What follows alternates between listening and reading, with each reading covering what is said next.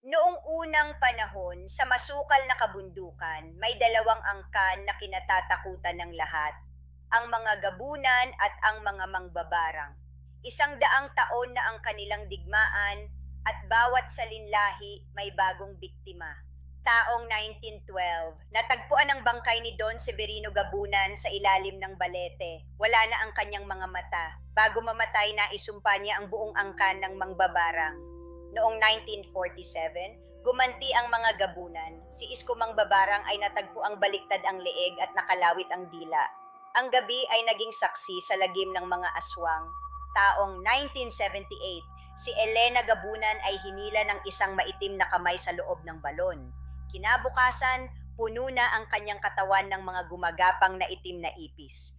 Ngayong 2026, nagbalik ang mga pinakamalakas. Si Luciano Gabunan na ang balat ay parang abo at si Doña Amara Mangbabarang na may mga garapon ng dugo.